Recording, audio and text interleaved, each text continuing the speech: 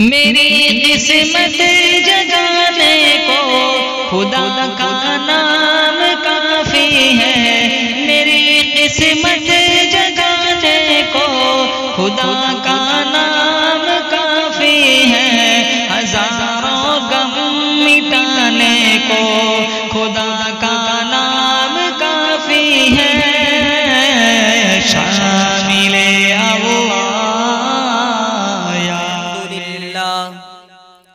अल्हम्दुलिल्लाह नहमदुहु व नस्तईनुहु व नस्तगफिरुहु व नु'मिनु बिही व नतवक्कलु अलैहि व नऊज़ु बिल्लाहि मिन शुरूरि अनफुसिना व मिन सय्यिआति आमालिना मन यहदिल्लाहु फला मुदिल्ल लहु व मन युद्लिल्हु फला हादिय लहु व नशहदु अल्ला इलाहा इल्लल्लाहु वहदहु ला शरीक लहु व नशहदु अन्ना सय्यदना व मौलाना मुहम्मदन अब्दुहु व रसूलुहु। अम्मा बादु फ़अऊज़ु बिल्लाहि मिनश शैतानिर रजीम। बिस्मिल्लाहिर रहमानिर रहीम। या अय्युहन नासु इत्तक़ू रब्बकुमुल्लज़ी ख़लक़कुम मिन नफ्सिन वाहिदा व ख़लक़ मिन्हा ज़ौजहा व बस्स मिन्हुमा रिजालन कसीरन व निसाअ वत्तक़ुल्लाह अल्लज़ी तसाअलून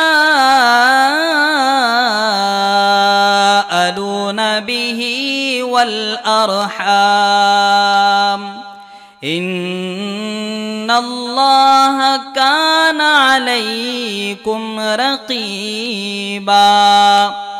वक़ाल अन्नबिय्यु सल्लल्लाहु अलैहि वसल्लम अन्निकाहु मिन सुन्नती वक़ाल फमन रग़िब अन सुन्नती फलैस मिन्नी औ कमा क़ाल अलैहि सलातु वस्सलाम।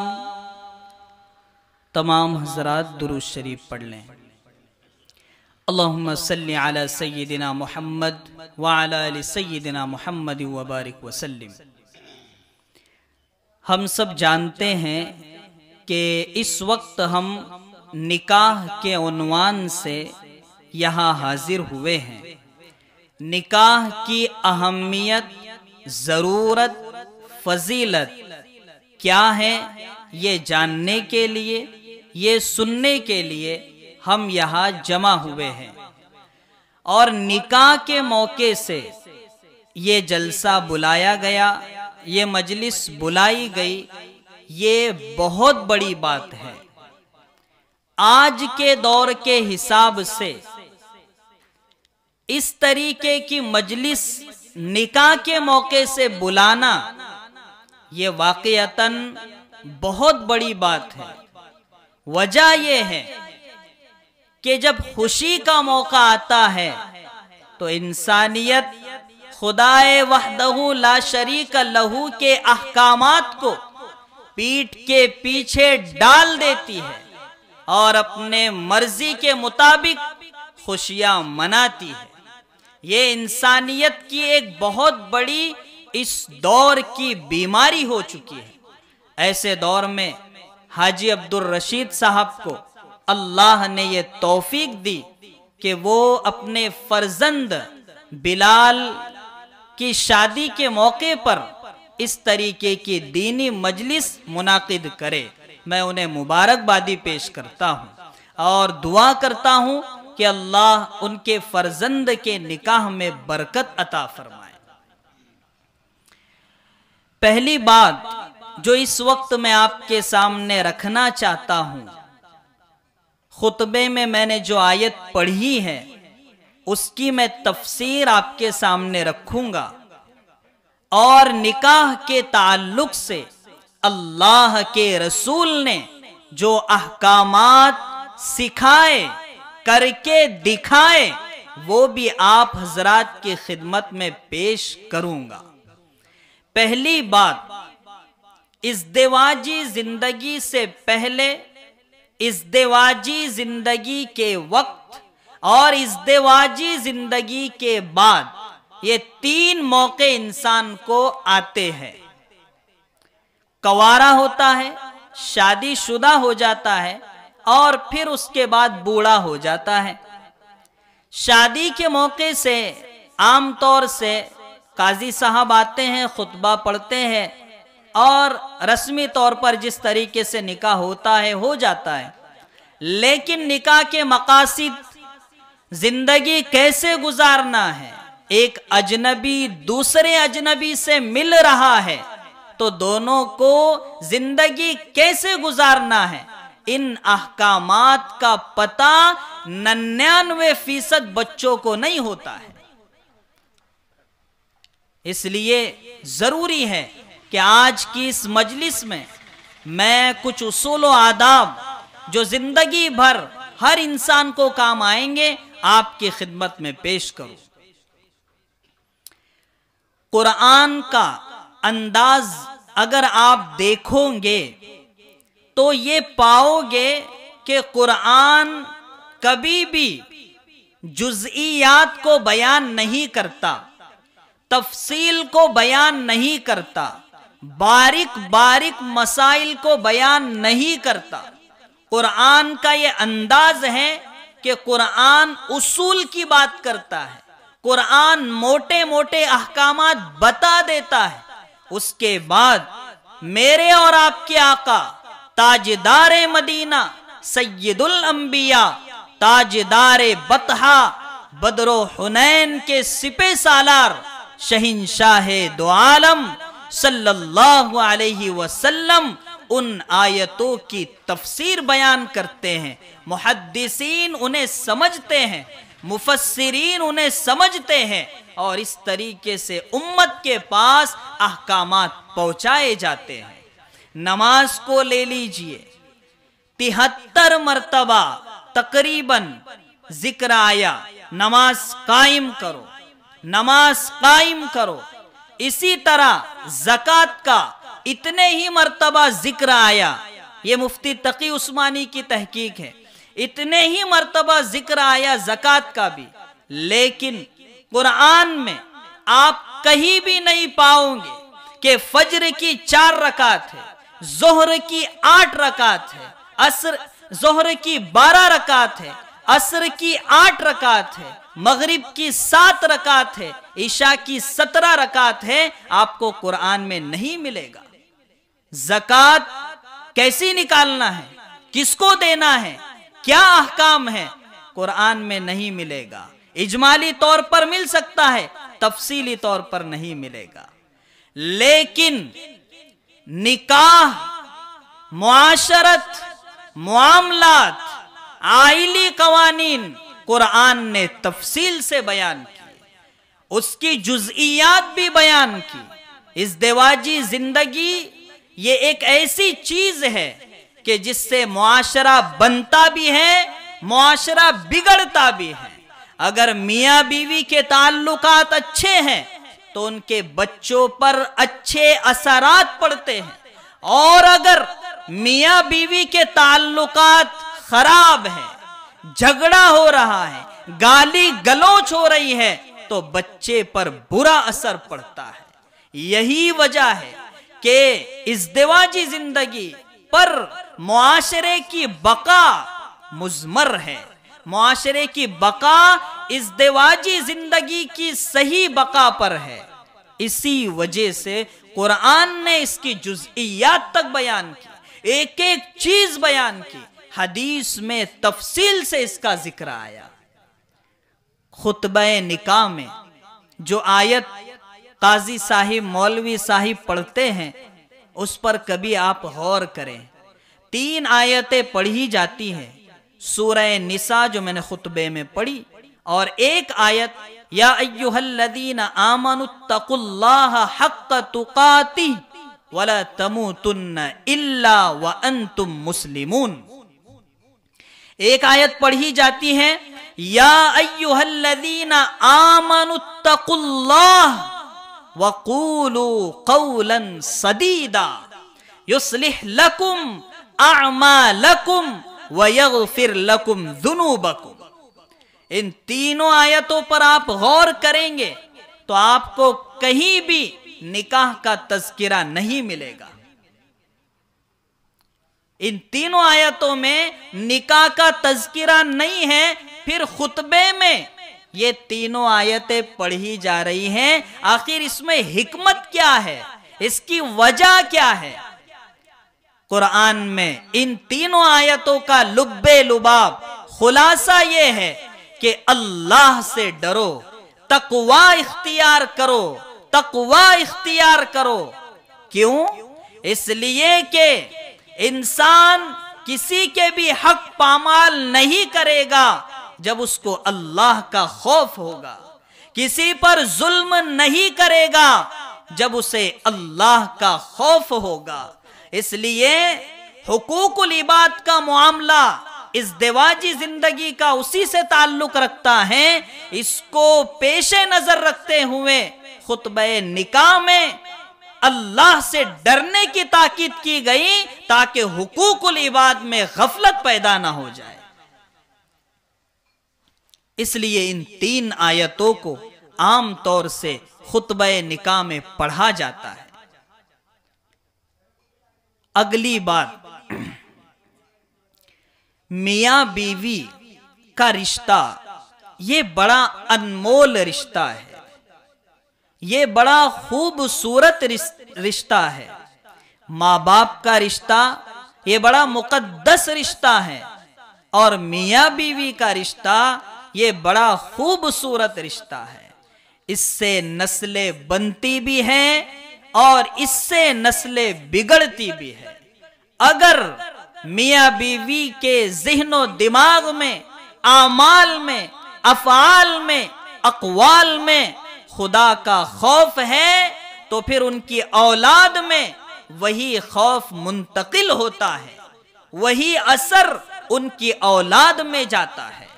इसलिए कहा गया कि मियां बीवी का रिश्ता ये मुआशरे को बाकी भी रखता है और मुआशरे को बर्बाद भी करता है। अब यहां चूंकि मर्द हजरात हैं, इसलिए मैं अक्सर बात इसी एतबार से करूंगा, और मेरी माएँ बहनें भी चूंकि मीडिया के जरिए से बात सुन रही है, इसलिए मैं इंशाअल्लाह उनके ताल्लुक से भी कुछ कहूंगा।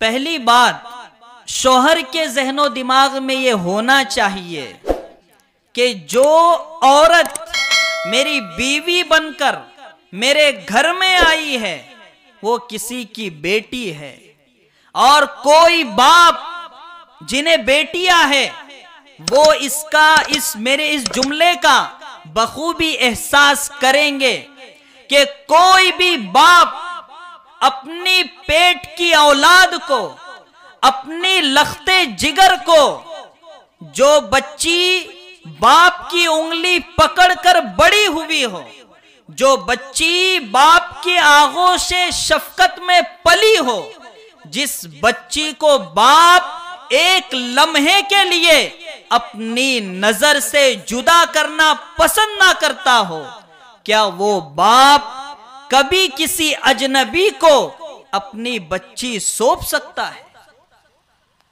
नहीं सौंप सकता। वो मां जो एक आंसू अपनी बच्ची के आंखों में नहीं देखना चाहती, देखना बर्दाश्त नहीं कर सकती, क्या वो मां किसी अजनबी के पास अपनी बच्ची सिपुर्द कर सकती है? नहीं कर सकती है। लेकिन अल्लाह का कानून है, अल्लाह का हुक्म है, कुरान का हुक्म है, रसूल का फरमान है। इसको देखते हुए एक बाप मजबूर होता है, एक मां मजबूर होती है, और वो बर्दाश्त न करते हुए, दिल पर पत्थर रखते हुए अपनी बेटी को अजनबी के निकाह में दे देते हैं।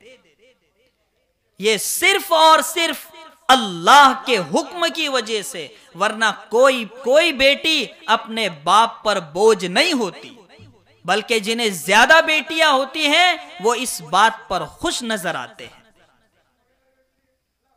एक बात। दूसरी बात, शोहर को यह एहसास होना चाहिए कि जो मेरे घर में आई है उसने कितनी कुर्बानियां दी है। अपने बाप को छोड़ दिया, जिसके पास बचपन से बड़ी होने तक पली, अपनी मां को छोड़ दिया, भाइयों को छोड़ दिया, रिश्तेदारों को छोड़ दिया, सब छोड़कर मेरे पास आई, और तो और अपने नाम के आगे से अपने बाप का नाम हटाकर मेरा नाम लगाई, शोहर का नाम लगाई। ये एहसास शोहर को होना चाहिए कि जिसने मेरे लिए सबको छोड़ दिया, जिसने मुझे अपना मजाजी खुदा बना लिया, जिसने अपने बाप का नाम हटाकर मेरा नाम लगा दिया, फिर मेरा उसके साथ कैसे मुआमला होना चाहिए। ये एक एहसास हर शौहर के ज़हनो दिमाग में पैदा होना जरूरी है। तीसरी बात, अगर मियां बीवी के साथ सास ससुर रहते हैं और शौहर की बहनें भी रहती है, तो आम तौर से झगड़े की वजह, आम तौर से मैं बात कर रहा हूं, वरना बहुत सी बहू ऐसी हैं जिन्होंने सास के मरने तक उसकी खिदमत की, और बहुत सी सास ऐसी भी है जिन्होंने पूरी जिंदगी अपनी बहू को अपनी बेटी बनाकर रखा। लेकिन आम तौर से मैं बात कर रहा हूं कि ऐसा होता है कि मियां बीवी में झगड़ा होने की वजह कभी मां बनती है, कभी बहनें बनती हैं, और क्यों बनती है वो मैं आपको बताना चाहता हूं। इसलिए कि मैं कम वक्त में आप कोशिश करूंगा कि आपको ज्यादा से ज्यादा मालूमात फराहम करूं, ताकि आप कुछ ना कुछ यहां से लेकर उठें। बच्चा या तो मां का पूरा होता है या बीवी का पूरा होता है। कभी तो हर बात बीवी की सुन लेता है, और कोई बच्चा ऐसा होता है जो हर बात अपनी मां की सुन लेता है, और जब वो एक तरफ झुक जाता है तो फिर दूसरे तरफ का पलड़ा नाराज हो जाता है, और ये वजह बनती है झगड़े की। या तो वो पूरा इधर या तो पूरा उधर। हालांकि शरीयत क्या कहती है, आपको ना इधर होना है ना उधर होना है, आपको दरमियान में रहना है, मां की भी खिदमत करना है और बीवी के भी हुकूक अदा करना है।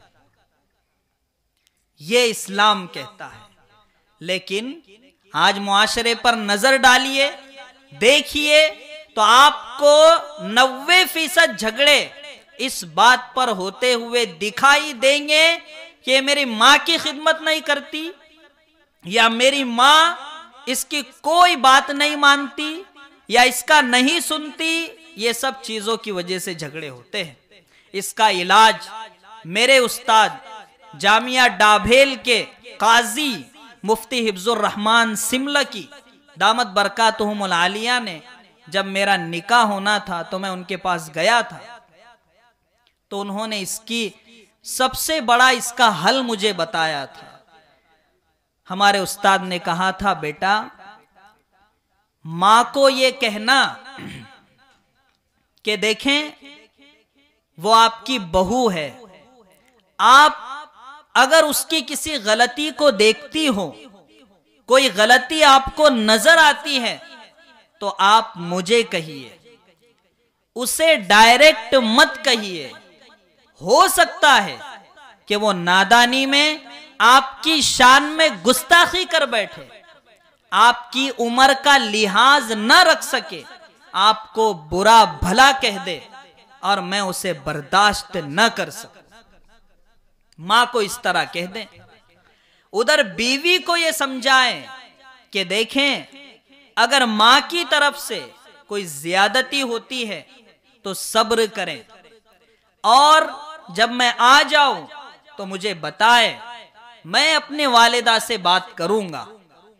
मां और बीवी दोनों को टकराने की नौबत ही ना आने दे, बीच में दीवार बनकर खड़े हो जाए। ये इस मसले का हल है। आज इस मसले के अजीब अजीब हल निकाले जाते हैं, लेकिन आप पहले ही दिन से ये उसूल बना लीजिए, ना आपकी मां कभी नाराज होगी, ना आपकी बीवी कभी नाराज होगी। आजमा लीजिए आप। तो झगड़ा रोकना है बहू और सास का, तो ये सबसे बेहतरीन वजह जो मैंने आपके सामने रखी है, वो आप उसको इख्तियार करें। अगली बात, बीवी औरत ये टेढ़ी पसली से बनी है। इसका मतलब भी आज समझा दूं।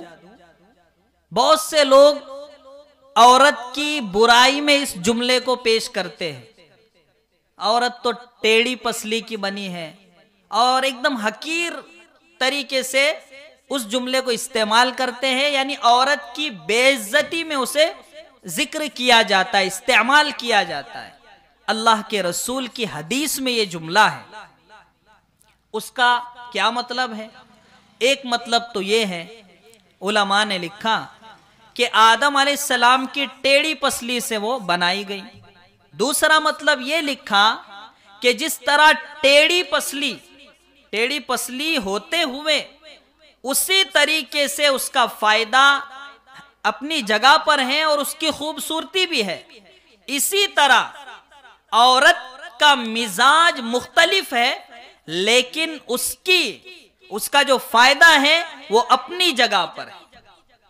अल्लाह के रसूल की हदीस का यह मतलब है। अब पता नहीं, मशहूर हो गया, औरत तो टेढ़ी पसली की बनी है, वो कभी बात मानने वाली नहीं है। भाई ऐसा नहीं है। आप अगर गौर करोगे तो इंसानों के मिजाज आपको मुख्तलिफ मिलेंगे। आप दुनिया में अब यहां जितने लोग बैठे हैं, सबके मिजाज अलग अलग है, सबके बोलने का अंदाज अलग अलग है, सबके देखने का अंदाज अलग अलग है, सबके चलने का अंदाज अलग अलग है, और ये फितरत ने बनाया है। अब हम ये चाहते हैं कि जैसा मैं चाहूं वैसा ही वो करे, ऐसा तो नहीं होगा। मिजाज मुख्तलिफ, सारी चीजें मुख्तलिफ, तो ये चीजें कैसे काबू में आ सकती हैं? इसलिए याद रखें, टेढ़ी पसली का मतलब यह है कि औरत का मिजाज आपसे मुख्तलिफ है, लेकिन उसके रहते हुए भी आप उससे फायदा उठा सकते हो। अगर मिजाज जो कि अल्लाह ने बनाया है मुख्तलिफ, उसको सीधा करने जाओगे तो वो पसली टूट जाएगी। ये इसका सादा सीधा और ज़हनो दिमाग में आने वाला मतलब है जो मैंने आप हजरात की खिदमत में पेश किया। मियाँ बीवी का रिश्ता इतना अजीम रिश्ता है जो मैंने आपके सामने रखा, लेकिन आज हम देख रहे हैं कि पूरे मुआशरे में झगड़े ही झगड़े नजर आ रहे हैं। आज आप गौर करें, मुआशरे पर नजर डालें तो झगड़े ही झगड़े नजर आ रहे हैं। भाई बहन का झगड़ा, मियाँ बीवी का झगड़ा, बाप बेटे का झगड़ा, माँ बेटी का झगड़ा, सास बहू का झगड़ा, अगर कोई मुझसे कहे एक जुमले में इसका जवाब दीजिए, तो मैं कहूंगा कि इस्लामी अहकाम का सही इल्म नहीं और उस पर अमल नहीं, इस वजह से झगड़े वजूद में आ रहे हैं। और अगर मैं तफसील से इसका जवाब आपके सामने पेश करूं तो यूं होगा कि इस्लाम ने जहां ज़कात के अहकाम बताए, जहां हज के मसाइल बताए, जहां नमाज का मसला बताया, वही इस्लाम ने मुआमलात के मसाइल बताए, मुआशरत के मसाइल बताए, भाई भाई के साथ कैसा रहे ये बताया, माँ बेटी के साथ कैसी रहे ये बताया, बाप बेटे के साथ कैसा रवैया इख्तियार करे ये बताया। हर चीज इस्लाम ने बताई है। इंसान की जिंदगी में पेश आने वाली कोई भी चीज इंसान नहीं बता सकता जिसका हुक्म इस्लाम ने ना बताया। अरे हम तो उस इस्लाम के मानने वाले हैं जिसने ये तक बताया कि आपको इस्तिंजा कैसे करना है, बैठना कैसे है, उठना कैसे है, वजन कैसा रखना है, पैर कैसे दाखिल करना है, पैर कैसे निकालना है। जो इस्लाम इतनी बारीक बारीक चीजें बता सकता है तो क्या वो मुआशरत के मसाइल छोड़ देगा, मुआमलात के मसाइल छोड़ देगा? हरगिज नहीं। फिर झगड़े क्यों हो रहे हैं, अब इसकी वजह भी सुन लें और फिर उसके बाद गौर करें हमारे मुआशरे पर, तो आप इन वजूहात पर यकीनन हाँ कहोगे कि हाँ ये वजह है असल झगड़ों होने की। नंबर एक दूसरे के हुकूक को मारना, हुकूक की अदमे अदायगी। बाप की ख्वाहिश क्या है?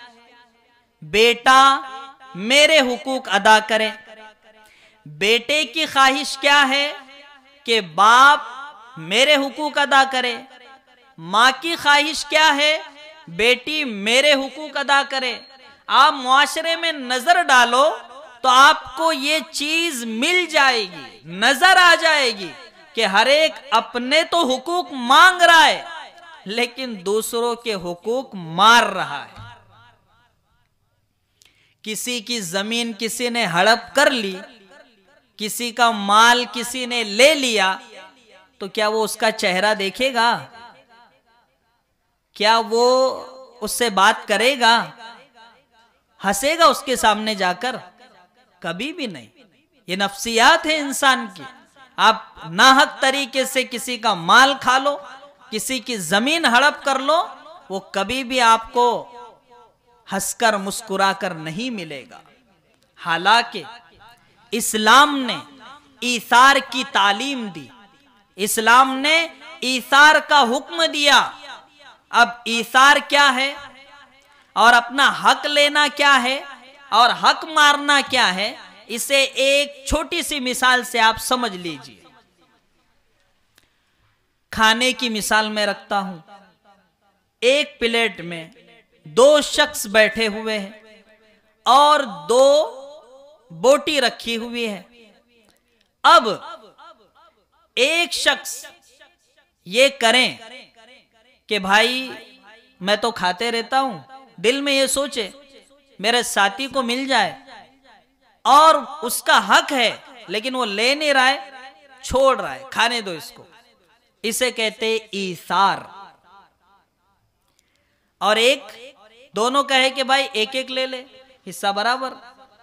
ये क्या हो गया? मुसावात, बराबरी, इंसाफ, जिसका इस्लाम हुक्म देता है, इंसाफ का। तीसरी चीज हक मारना।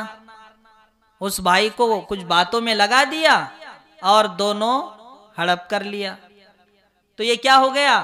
हक मार दिया, उसका हक मार दिया। तो आप इस मिसाल से समझ गए होंगे कि इस्लाम किस चीज का हुक्म दे रहा है?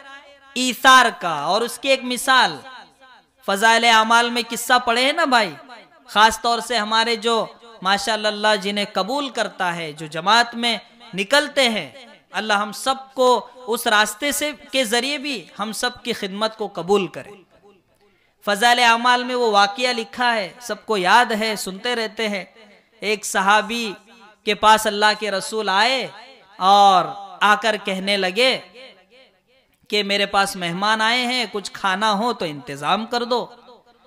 उन सहाबी ने अपनी बीवी से जाकर कहा कि खाना तो इतना ही बना है, लेकिन अब मेहमान आए, अल्लाह के रसूल लाए हैं, तो अब तो ना भी नहीं बोल सकते, इसलिए जब मेहमान आए तो चिराग बुझा देना। सुना है ना भाई? हाँ, याद आ गया ना सबको? तो चिराग बुझा दिया गया और उन्होंने नहीं खाए। फिर कुरान में क्या कहा? कुरान ने उनकी तारीफ की, युसिरूना अला अनफुसिहिम वलौ काना बिहिम खसासा। ये ईसार की तारीफ कुरान ने की कि उनका हक था खाने का, लेकिन उन्होंने नहीं खाया, दूसरों को खिला दिया और खुद भूखे सो गए। तो इस्लाम ने इस चीज को पसंद किया। तो ईसार का हुक्म इस्लाम देता है और इंसाफ का हुक्म भी इस्लाम देता है, लेकिन हक मारने का, हक तलफी का, ना इंसाफी का इस्लाम हुक्म नहीं देता है। इस्लाम ने हर एक के हुकूक बताए, बीवी को बताया। अल्लाह के रसूल ने फरमाया कि अगर मैं अल्लाह के अलावा किसी को सजदा करने का हुक्म देता तो बीवियों को यह कहता कि तुम अपने शोहरों को सजदा करो, लेकिन अल्लाह के अलावा किसी को सजदा नहीं कर सकते, इसलिए मैंने हुक्म नहीं दिया। यानी बीवी को यह बावर कराया, यह समझाया कि शौहर तेरे लिए बहुत बड़ी हैसियत का मालिक है, तेरे लिए बहुत अहम है, तेरा मजाजी खुदा है। और उधर शौहर को क्या कहा? खैरुकुम ली अहली, तुम में से बेहतर वो है जो अपने घर वालों के लिए बेहतर हो। तो शौहर को भी ताकीद है और उधर बीवी को भी ताकीद है कि तुम एक दूसरे के हक अदा करने में कोताही मत करो। अल्लाह के रसूल कुर्बान जाओ, उनसे बेहतर नमूना हमारे सामने कौन पेश कर सकता है? अल्लाह के रसूल कैसी जिंदगी गुजार गए अपनी बीवियों के साथ। आपके पीछे काफले आ रहे हैं, उनकी खबर लेना है। सहाबा रवाना हुए हैं, उनकी खबर लेना है। ज़कात का, सदकात का माल आया है, लोगों तक देना है। दीन का काम करना है, दावत का काम करना है, तबलीग का काम करना है, खानकाही निजाम तज़किये का काम करना है। अल्लाह के रसूल तो बहुत ज्यादा मसरूफ थे, हमारे लिए सोए नहीं सही तरीके से। इन सब के बावजूद जब घर में जाते तो बीवी से क्या कहते पता है? ताज्जुब होगा आपको। कहते कहानी सुनाओ। बीवियां कहती हमें कहानी नहीं आती, किस्सा। तो आप सल्लल्लाहु अलैहि वसल्लम फरमाते हैं कि मैं तुम्हें सुनाता हूं। मां आयशा फरमाती हैं कि अल्लाह के रसूल घर के काम काज में हाथ बटाते थे, झाड़ू तक घर की लगा देते थे। मां आयशा फरमाती हैं कि जब मैं हड्डी को चबाकर दस्तरखान पर रखती तो अल्लाह के रसूल उसे फिर अपने मुंह में लेते और चबाते। मां आयशा फरमाती हैं कि मैं जिस पियाले से मुंह लगाकर पीती, अल्लाह के रसूल पूछते कि तूने होठ कहां लगाए, और फिर उसी जगह से अल्लाह के रसूल पीते। ये सिर्फ इजहार मोहब्बत नहीं था। अल्लाह के रसूल वहां सिर्फ मोहब्बत का इजहार नहीं करना चाहते थे, बल्कि अल्लाह के रसूल इजहार मोहब्बत के साथ इजहार तालीम भी देना चाहते थे। तालीम की ताकीद भी करना चाहते थे कि मैं जो अल्लाह के सबसे ज्यादा करीब हूं, मैं जो सबसे ज्यादा मसरूफ हूं, इन सब के बावजूद मैं अपनी बीवियों के साथ इस तरीके से हुस्ने अखलाक से पेश आ रहा हूं, तो तुम भी हुस्ने अखलाक से पेश आना। हज्जतुल वदा का मौका, आखिरी खुतबा, जिसमें आप कह रहे हैं कि शायद अब इसके बाद आइंदा साल हम न मिल सके, इतना अहम खुतबा होगा, आप अंदाजा लगा सकते हो। उस खुतबे में अल्लाह के रसूल ताकीद कर रहे हैं कि तुम औरतों पर जुल्म करने से बचियो। तो अल्लाह के रसूल ने इतनी ताकीद की, क्यों की? इसलिए कि अल्लाह के रसूल को मालूम था कि आगे चलकर मेरी उम्मत जब मेरे उसवे में इस चीज को तलाश करेगी तो उन्हें ये चीज मिलना चाहिए। मेरे भाइयों, इसलिए हुकूक मत मारो, किसी का माल मत खाओ।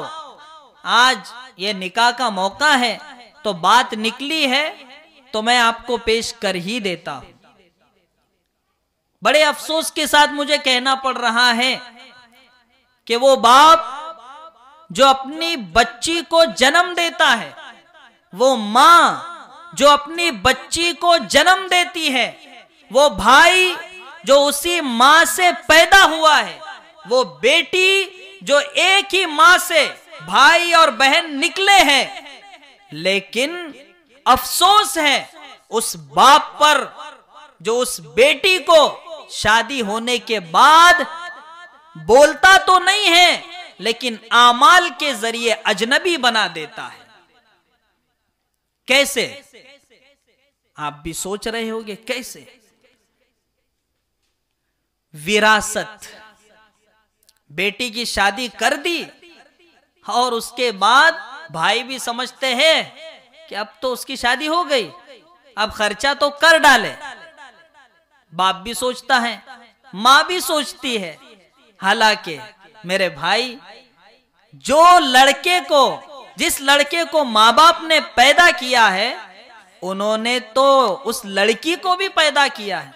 और तुम कौन होते हो हक मारने वाले, जबकि मेरा रब तय कर रहा है, यूसिकुमुल्लाहु फी औलादिकुम लिज़्ज़करी मिस्लु हद्दिल उन्सयैन। कुरान को बदलना चाहते हो, कुरान के अहकामात को बदलना चाहते हो। मीरास ये वो मसला है, ये वो मसला है, कान खोलकर सुन लीजिए। मैं बड़े अफसोस के साथ कह रहा हूं और मुझे कहने दीजिए कि मीरास वो मसला है जिसके बारे में फुकहा कहते हैं कि बहन अगर मुंह से बोल दे कि मुझे नहीं चाहिए तो भी मुआफ नहीं होगा, तो भी मुआफ नहीं होगा, बल्कि जितना हिस्सा है वो उसके हाथ में दो और फिर वो अगर रिटर्न दे तो फिर कबूल करो। वरना कर्जा अगर किसी पर हो और आप कह दो भाई जो कर्जा है ना मेरा वो मुआफ, तो फौरन मुआफ हो जाएगा शरीयत में, फौरन। लेकिन मीरास एक ऐसा कर्जा है जो अदा किए बगैर मुआफ नहीं हो सकता। बाप मर गया, मां मर गई, मीरास नहीं दिया, अजाब किसको? वो तो खा रहा है भाई, लेकिन वो माँ बाप बेचारे अजाब तो उन्हें हो रहा है ना भाई। इसलिए अल्लाह के वास्ते इस चीज को सारे लोग अपने ज़हनो दिमाग में बिठाएं। आजकल बहनों की पहचान छुपाई जा रही है इस डर से कि मीरास देना पड़े। मैं अपने औरंगाबाद का वाकया सुनाऊं, ताजा ताजा वाकया। भाई को सरकार की तरफ से कुछ उसकी जमीन किसी चीज में गई, पैसा मिला, खूब पैसा मिला, अकाउंट में पैसा आ गया। अब सरकार कह रही कि भाई आपकी बहनें हैं। तो भाई क्या कह रहा है पता है?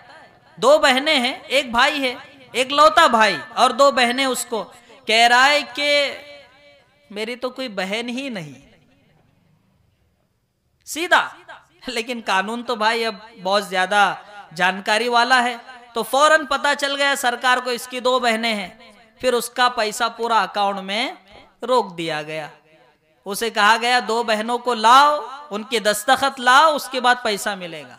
हाँ, वो 2 बहनें कह रही है कि अब तुमने तो हमें मार दिया था, जीते जी मार दिया था, इसलिए अब हमारा हक देंगे तभी हम दस्तखत करेंगे।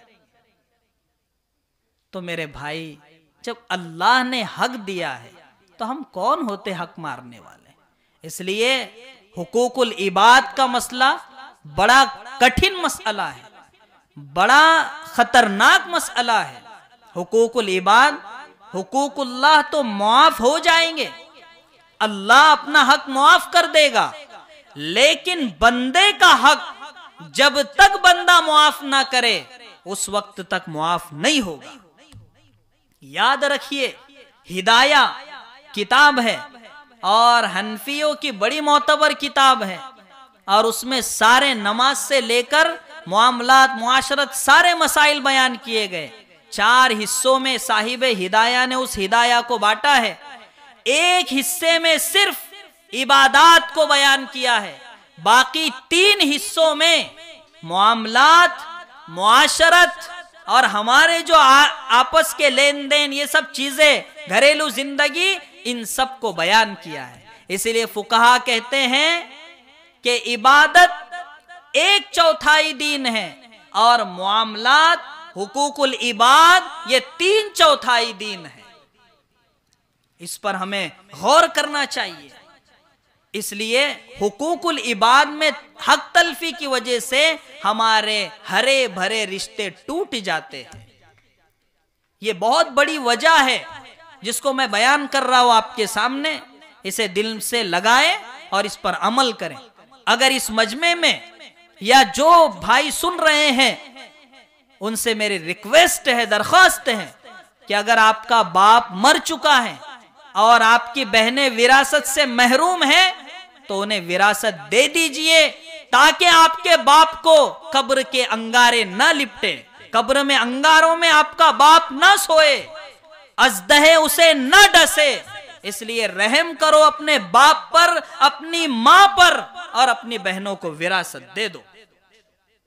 हुकूकुल इबाद ये बड़ा नाजुक मसला है और इस वजह से हमारे रिश्ते टूट रहे हैं। रिश्ते गम को हल्का करते हैं। अगर कोई तकलीफ हो, कोई गम हो, कोई दुख हो, कोई दर्द हो और रिश्तेदार हो तो फौरन दौड़ते हुए आते हैं, दौड़े दौड़े आते हैं। तो इतने कीमती रिश्ते, हरे भरे रिश्ते हम हुकूक मार कर खत्म कर दे, ये कौन सी अक्लमंदी है। दूसरी चीज, हर किसी को जो सरपरस्त घर का होता है, आमतौर से शोहर होता है, बाप होता है, और अर्रिजालु कव्वामून अलन निसा, इसके तहत में मर्द ही होना चाहिए हाकिम। तो वो उसका ये तकाजा होता है कि हर फर्द मेरे मिजाज के मुताबिक चले। बेटा, मैं जो चाहूं वही बेटे ने करना। मैं सादे अल्फाज में आपको बोल रहा हूं, बाप का मिजाज क्या है? मैं जो चाहता हूं वही बच्चे ने करना। हालांकि मैं आपको इशारा कर चुका हूं कि अल्लाह ने मुख्तलिफ मिजाज बनाए हैं लोगों के, हर किसी के मिजाज अलग बनाए। अरे इंसानों को छोड़ दो, नबियों को देखो, उनके भी मिजाज मुख्तलिफ है। मूसा अलैहिस्सलाम को देखो, एक बंदा आया और शिकायत की कि फुला ने मुझ पर जुल्म किया। मूसा अलैहिस्सलाम ने उसे पकड़ा और एक घूसा लगाया और उसका काम तमाम कर दिया। ईसा अलैहिस्सलाम को देखो, वो कहते हैं कि एक तमाचा कोई मारे तो दूसरा गाल उसको दे दो। और उन्हीं का जुमला गांधी जी ने नकल किया, लेकिन फेमस गांधी जी हो गए। क्यों? उन्होंने अच्छा जुमला लिया, इसलिए अच्छी चीजें लेना चाहिए। हालांकि ये असल जुमला किसका है? ईसा अलैहिस्सलाम का जुमला है। हजरत अबू बकर को देखो कि जब कैदी आए, अल्लाह के रसूल की खिदमत में लाए गए, पेश किए गए, अल्लाह के रसूल ने मशवरा लिया, वशाविरहुम फिल अम्र, हर काम अल्लाह के रसूल मशवरे से करते थे। तो मशवरा लिया इनका क्या करना है, तो हजरत अबू बकर सिद्दीक अपने मिजाज के मुताबिक कहते हैं फिदिया ले लिया जाए और छोड़ दिया जाए, मुआवजा ले लिया जाए उनकी जान का और फिर उन्हें छोड़ दिया जाए। और हजरत उमर कहते हैं छोड़ने का नहीं, खत्म कर देने का, इनको मार दिया जाए। अब देखो, हजरत मूसा नबी है, हजरत ईसा भी नबी है, लेकिन दोनों का मिजाज मुख्तलिफ है। हजरत अबू बकर भी सहाबी, हजरत उमर भी सहाबी, लेकिन मिजाज मुख्तलिफ है। तो फिर मैं और आप तो कौन है भाई? जब नबियों के मिजाज मुख्तलिफ हो सकते हैं, सहाबा के मिजाज मुख्तलिफ हो सकते हैं, तो मैं और आप तो आम इंसान हैं, हमारे मिजाज कैसे मुख्तलिफ नहीं होंगे? इसलिए बाप को ये एहसास होना चाहिए कि अगर मेरे मिजाज के खिलाफ कुछ होता है तो मैंने सब्र करना है, सब्र से काम लेना है और अच्छे तरीके से बच्चों को समझाना है, बताना है, तो फिर जिंदगी का गाड़ा बराबर चलता रहेगा। और अगर फौरन अरे तूने ऐसा क्यों किया, फौरन बाप ऐसा कह देता है ना, फिर बच्चे को भी गुस्सा आ जाता है और फिर वो एक दूसरे से लिपट पड़ते हैं और फिर बाप का और बेटे का रिश्ता टूट जाता है। बाज औकात बच्चों की राय अच्छी होती है, लेकिन बाप सोचता है नहीं मैं सही हूं और मैं इसका बाप हूं ना, इसलिए मेरी ही बात सही है। हालांकि बाज औकात बच्चों की राय भी सही होती है और बाज औकात बाप की राय सही होती है, लेकिन बच्चे उसे नहीं मानते। तो इसलिए मशवरे का हुक्म दिया गया कि घर के कामकाज में भी हर चीज मशवरे से करो तो झगड़ों की नौबत नहीं आएगी। अल्लाह से ज्यादा सब्र करने वाला कौन है भाई? कोई है? अल्लाह से ज्यादा सब्र कोई नहीं करता।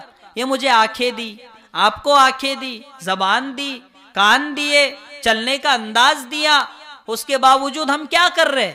गुनाह पर गुनाह, गुनाह पर गुनाह। लेकिन अल्लाह ने आंखें छीनी, अल्लाह ने कान छीने, चलने का सलीका और पैर छीने, जबान खींच ली, जमीन में धसा दिया? नहीं धसाया। अल्लाह तो या अय्युहल इंसान मा गर्रक बिरब्बिकल करीम की सदा लगा रहा है। इन सब के बावजूद तो अल्लाह से ज्यादा तो कोई सब्र नहीं करता, तो हम कौन हुए भाई? बेसब्रे क्यों हो रहे? इसलिए सब्र से काम लेना चाहिए, मशवरे से काम लेना चाहिए। बेटों की बात भी सुने, बेटी की बात भी सुने और उसके बाद सुनकर गौर करके उस पर फैसला ले, तो इंशाअल्लाह झगड़े की नौबत नहीं आएगी। तीसरा सबब गुस्सा। गुस्सा हर फर्द में आज भर चुका है। जिसको देखो गुस्से में, हर इंसान आज गुस्से में नजर आ रहा है। जरा मिजाज के खिलाफ हुआ फौरन गुस्सा हो रहा है। हालांकि मेरे भाई, गुस्सा कौन दिलाता है? शैतान। और हमें गुस्सा आ रहा है, इसका मतलब हम पर शैतान सवार है। इसलिए ये गुस्सा एक ऐसी चीज है कि इसमें इंसान इस तरीके से उसका दिमाग माऊफ हो जाता है कि वो क्या बोल रहा है, क्या कर रहा है, उसे समझ नहीं पड़ती। और जब गुस्सा चला जाता है तो फिर अफसोस करता है, बैठता है, सोचता है अरे यार ये मैंने क्या कर दिया। औस बिन सामित, सूरह मुजादला पारा नंबर 28, उनका वाकया जिक्र किया गया है। अपनी बीवी को कह दिया कि तेरी पीठ मेरी माँ की तरह है। हम पता है उलमा यहाँ बैठे हैं कि इस तरीके का जुमला कहने से निकाह टूट जाता है। अब निकाह टूट गया। अब वो बूढ़े थे औस बिन सामित और उनकी बीवी बूढ़ी, तो वो रोते रोते अल्लाह के रसूल के पास आई और बड़ा कुरान ने भी उसका अंदाज क्या बयान किया है। यानी अल्लाह के रसूल से झगड़ा कर रही है। कद समिअ अल्लाहु क़ौलल्लती तुजादिलुका, आपसे झगड़ा कर रही थी अपने शौहर के बारे में। वो बयान करने लगी कि इसने गुस्से में आकर मुझे ऐसा कह दिया, अब तलाक हो गई और बुढ़ापे में अब मैं कहां जाऊं? जवानी में तो हम दोनों साथ में हंसी खुशी से रहें। अब ये बूढ़ा हो गया, बूढ़ापे में मुझे गुस्से में मुझे तलाक दे दिया, मैं कहाँ जाऊं। उतने में अल्लाह ने अहकाम नाजिल किए और फिर उसके बाद उनका मसले का हल निकला। अब उसको बयान करूंगा, वक्त काफी चला जाएगा। तो देखिए, गुस्से में उन्होंने क्या कह दिया कि बीवी निकाह से निकल गई। तो ये गुस्सा एक ऐसी चीज है जो हरे भरे रिश्तों को खत्म कर देता है। एक और वजह, जबान का गलत इस्तेमाल, जबान की हिफाजत नहीं करना, यह भी रिश्तों को तोड़ने का सबब है।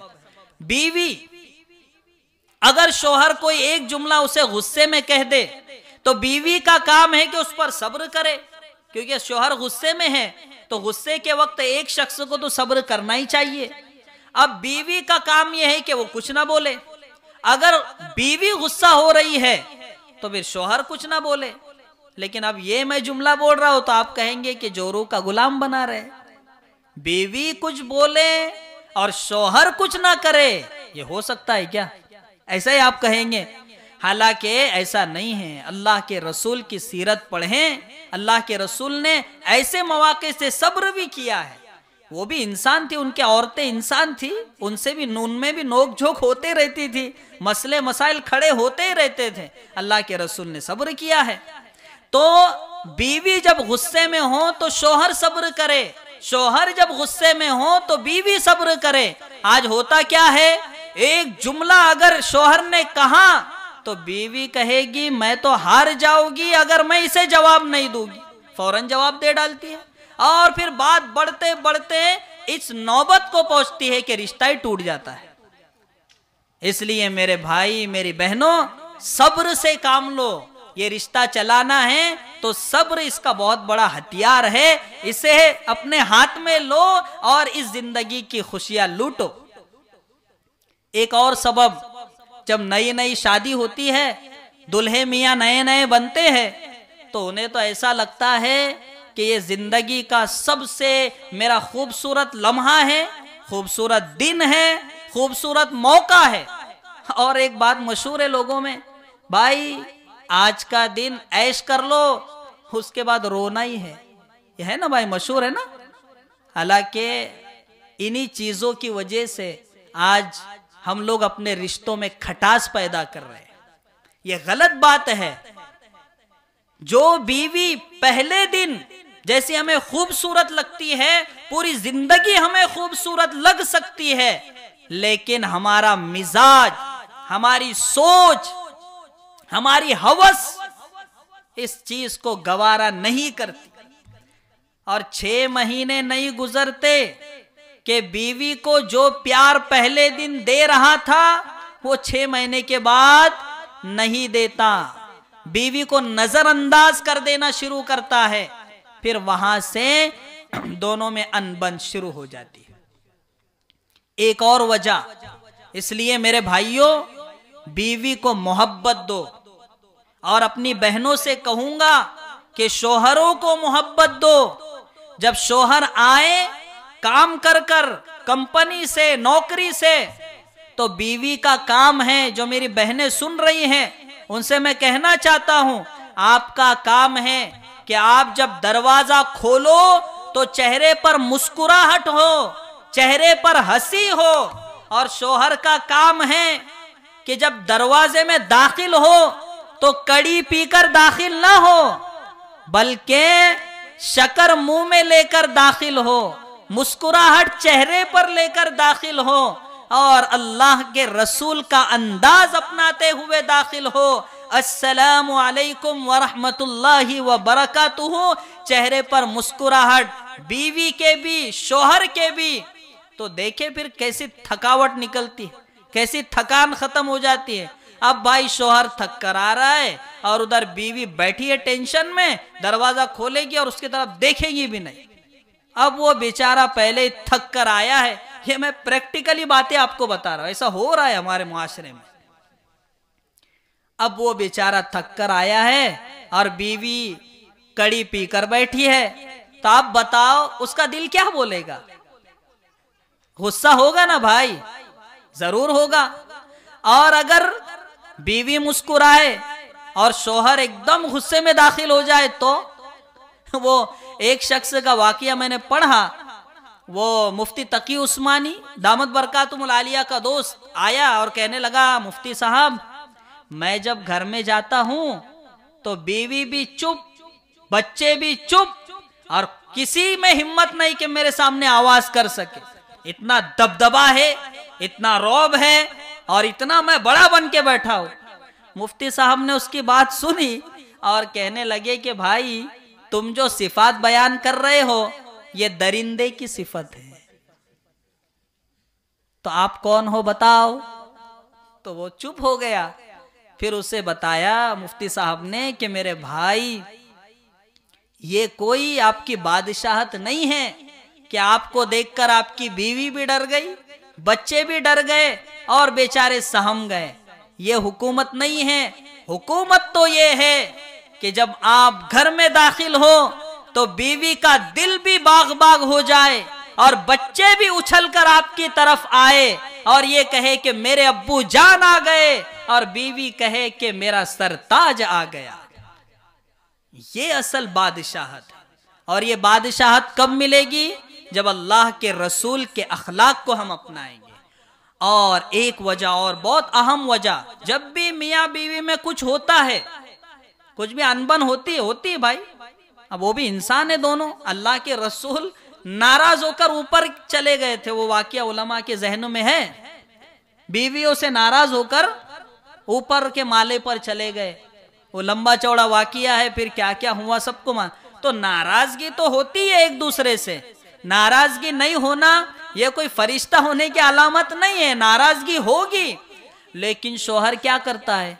बीवी को ये कहता है तेरे माँ बाप तो ऐसे है, तेरा खानदान तो ऐसा है, तेरे भाई बहन तो ऐसे है। फिर उसमें वो बेचारी गुस्सा होती है, उसका दिल टूटता है और फिर आपकी मोहब्बत खत्म होती है। इसलिए बीवी को कभी भी उसके परिवार का ताना न दे। ये बहुत अहम वजह है रिश्ते टूटने की। इसे अपने जहनो दिमाग में बिठा ले। हमेशा सब्र से काम ले, मोहब्बत से मिले। चाय अगर बीवी बना दे, चाय अगर बना दे और उसमें नमक भी डाल दे और आप पी ले, तो कहे क्या मीठी चाय बनाई है आज। या ऐसा आपने कहना चाहिए। यानी इतनी मोहब्बत आप में और बीवी में हो जानी चाहिए। आज तो क्या है भाई, अल्लाह मुआफ करे, अल्लाह मुआफ करे। डॉक्टर अब्दुल हई रहमतुल्लाह अलैह एक वाकया बयान करते हैं कि मैं बयान में गया और वहां खाना बहुत अच्छा बना था, खाना बहुत अच्छा बना था, बहुत अच्छा खाना बनाए। और मेरी आदत थी, डॉक्टर अब्दुल हई रहमतुल्लाह अलैह लिखते हैं, मेरी आदत थी कि मैं जिसके भी घर जाता था, दावत करता था जो भी, फिर पर्दे के बाद औरत पर्दे की हालत में आकर मुझसे बैत लेती थी, तो मैं कहता कि माशाअल्लाह आपने खाना बहुत अच्छा बनाया। एक घर पे गए, औरत से कहा जब वो पर्दे में आई कि माशाअल्लाह आपने खाना बहुत अच्छा बनाया। अब ये जुमला कहना था कि पर्दे में से हिचकियों की आवाज आई, रोने की आवाज आई। डॉक्टर अब्दुल हई रहमतुल्लाह अलैह उनके शौहर से कहने लगे भाई मैंने कुछ गलत बात तो नहीं कह दी। तो वो बीवी भी सुन रही थी। उसने कहा कि हजरत आपने गलत बात नहीं की, आपने गलत बात नहीं कही। मैं इसलिए रो रही हूं कि हमारी शादी को 25 साल हो गए, 35 साल हो गए, आज तक मेरे शौहर ने कभी भी नहीं कहा कि तूने खाना अच्छा बनाया है। ये प्रैक्टिकली बातें मैं आपके सामने रख रहा हूं। मेरे भाइयों, कभी तारीफ करते और पराई अगर जगह जाते, अरे क्या खाना बनाया है, एक नंबर खाना, क्या बोलते हैं, एक नंबर खाना। और वो बीवी बेचारी दिल से बना रही है, लेकिन कभी माशाअल्लाह बहुत अच्छा आपने खाना बनाया है हमारे मुंह से जुमला नहीं निकलता।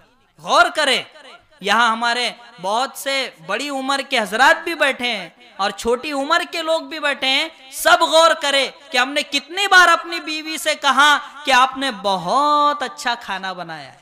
कभी कहा है?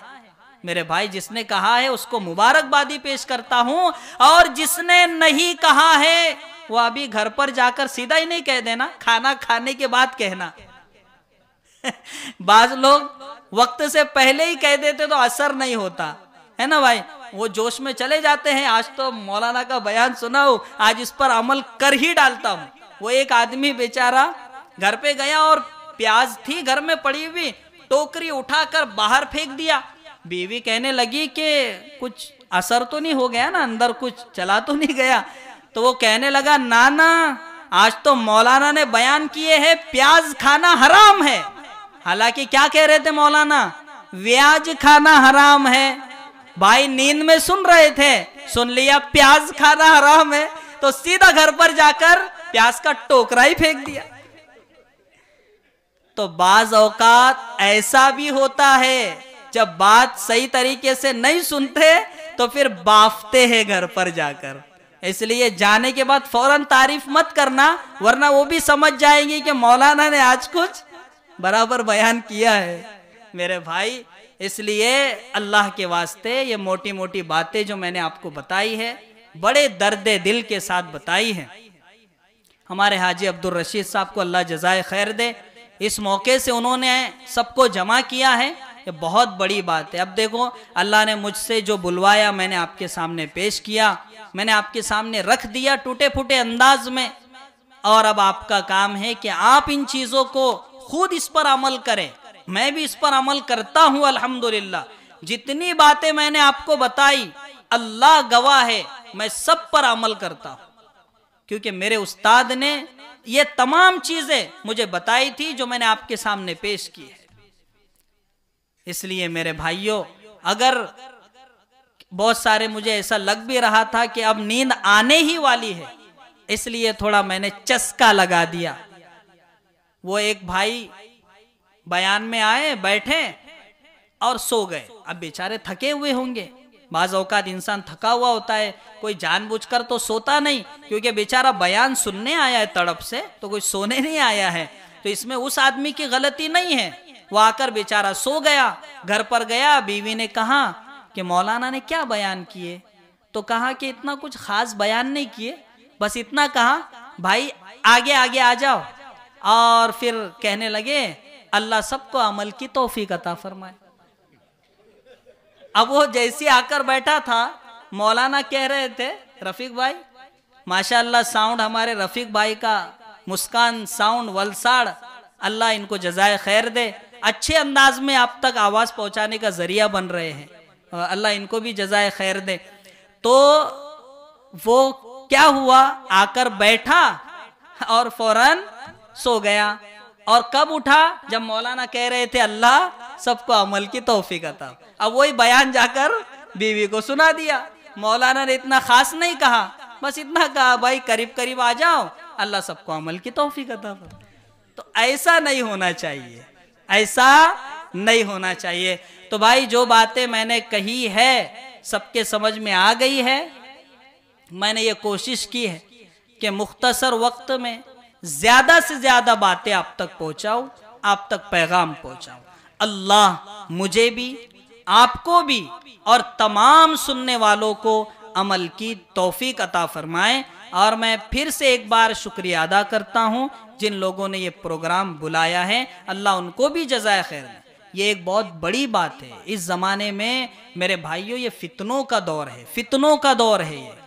ये फितने इतने तेजी से आ रहे हैं, और ऐसे हालात में जो भी बच्चे या जो भी लोग ऐसे प्रोग्राम रखते हैं, अल्लाह वालों को बुलाते हैं, और आपके धुमड़िया में तो माशाअल्लाह सुनने को मिलते रहता है कि 1 महीने में फुला अल्लाह वाले, 2 महीने में वो अल्लाह वाले। ये बहुत अच्छी बात है, ये बहुत अच्छी चीज है। फितनों के दौर में अल्लाह वालों का बस्ती में आना, ये फितनों के दफा करने का जरिया बनता है। इसलिए मैं मुबारकबादी पेश करता हूँ धुमड़िया वालों को कि अल्लाह इनके जज्बे को कबूल फरमाए, और अल्लाह इनको कबूल फरमाए, और अल्लाह इनकी मेहनत को कबूल फरमाए, और इनको आखिरत में इसका बेहतरीन अज्र अता फरमाए। व आखिरु दावाना अनिल हम्दुलिल्लाह। हो शगे हर दो सरा तशरीफ ले आए।